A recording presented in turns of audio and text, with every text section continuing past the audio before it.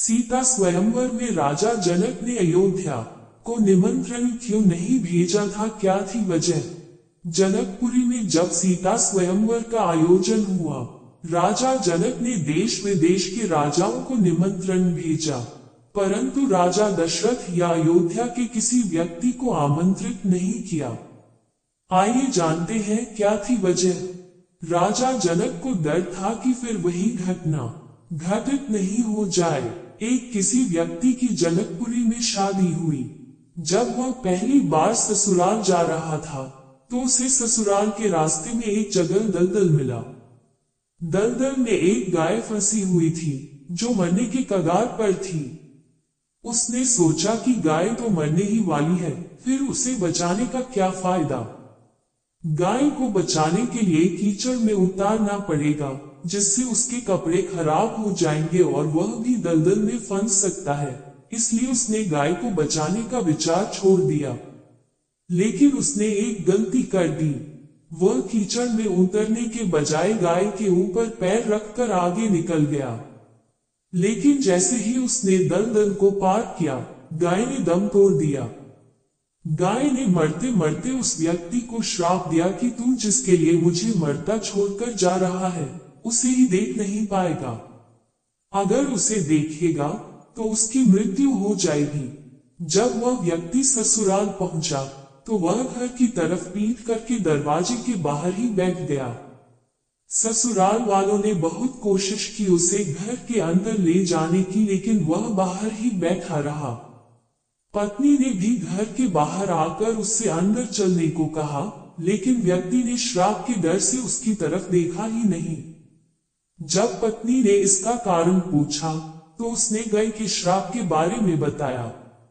फिर पत्नी ने उससे कहा कि मैं पतिव्रता स्त्री हूँ, आप मेरी तरफ देखिए, मुझे कुछ नहीं होगा। व्यक्ति ने जैसे ही पत्नी की तरफ देखा, उसकी आंखों की रोशनी चली गई। वह स्त्री अपने अंधे पति को लेकर राजा जनक के दरबार में गई और उन्हें पूरी बात बताई। राजा जनक ने अपने सभी दरबारियों से गौ श्राप से मुक्ति का उपाय पूछा।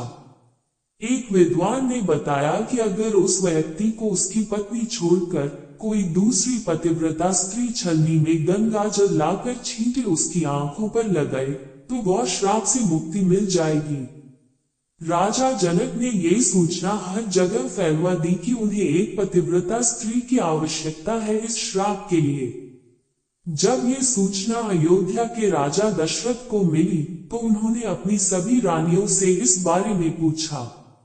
इस पर सभी रानियों ने कहा कि राजमहल तो क्या, आप राज्य की किसी भी महिला से पूछेंगे तो वह भी पतिव्रता मिलेगी। राजा दशरथ ने एक सफाई वाली को बुलाकर उसके पत्नी व्रता होने के बारे में पूछा, तो महिला ने कहा कि वो पतिव्रता है। महाराज दशरथ ने अपने राज्य की स्त्रियों को श्रेष्ठ साबित करने के लिए उस महिला को जनकपुरी भेजा।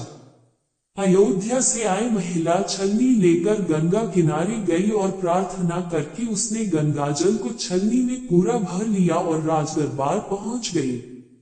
महिला ने उस व्यक्ति की आंखों पर छींटे मारे, जिससे उसकी रोशनी लौट आई। राजा जनक ने उस स्त्री को राज सम्मान देकर उसे अयोध्या विदा कर दिया।